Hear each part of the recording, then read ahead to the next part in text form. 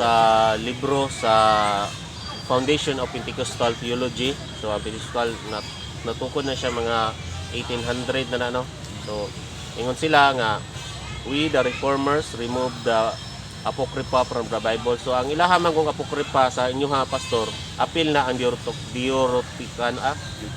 Deuterocanon. So sa Katoliko ang 7 books, mao na gitawag og second canonical books no. So wala naman nagitanggal, pero napon mi apocrypha ang 7 books no.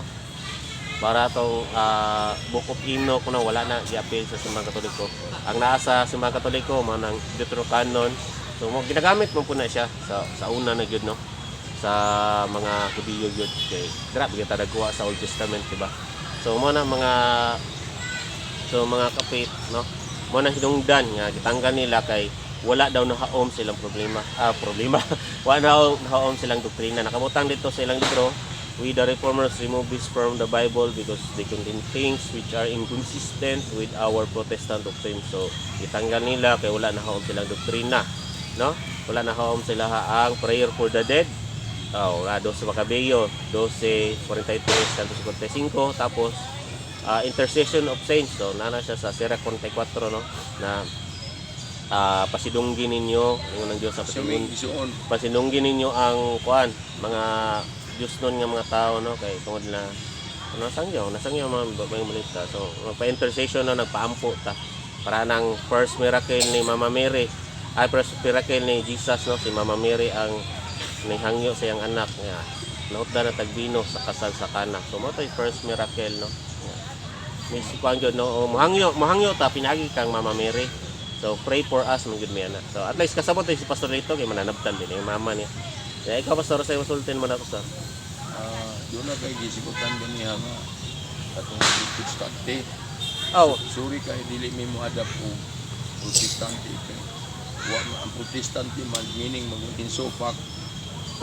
Wala ka na supak eh. Wa mi masupak. So dili mi matawag og Protestant. Pero ilaha man to sa nauna man to libro man to sa Pentecostal na reformers na lang na lang ang ikuan. Ang katong Protestant katong against ni Christ. Against ni Christ. Protestant gitawag og Nanganong si Martin Luther kuan man siya, father of all Protestant.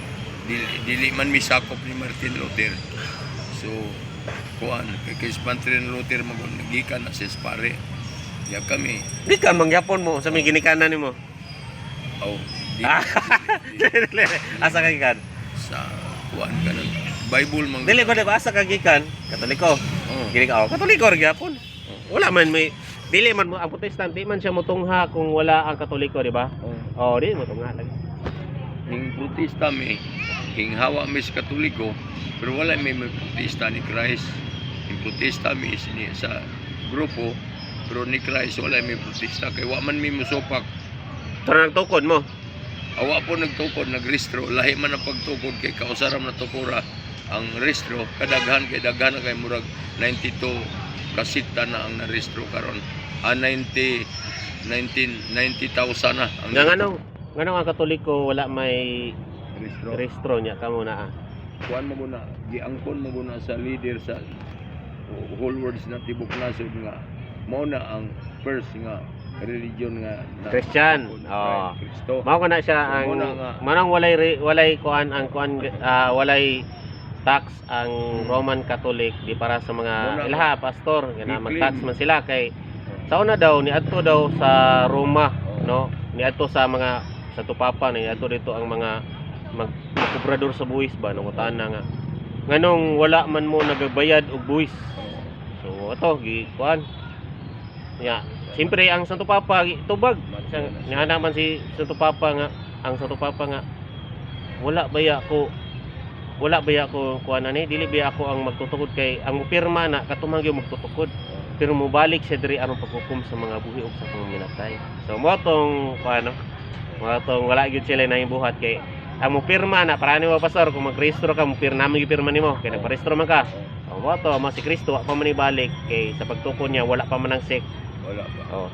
Karon na naman so mo na no pero di bitaw in short ang simbahang Katoliko recognize na siya as mao na ang Kristiyano. Mao na siya. Ya, kani sila part nam gud sila, nagsiak mo gud sila mao na siya. Siak lang ang tawag pastor. So parehara kaya kana. O ni siak mo. So part gyapon mo sa Kristiyano kay Kristo man gyapon ninyong kuan, di man maingon nga kanang antichrist kay nagkuan man mo Kristo gyapon niya. Pero wala mo ni patukod si ahang simbahan, no? Ang mao yang ulo. Nara. Pero Merry Christmas pastor. Okay. So ano yung mutuog gyud ay no? Sa ilahang pamilya dai siya ra gyud ay kuan. Tama tayo ni kuan ay Presdilio nga sa Maribohok diri si kuan nga mao nakalagi nya yang mama mananabtan. No, lagi. So, maro gina Merry Christmas maging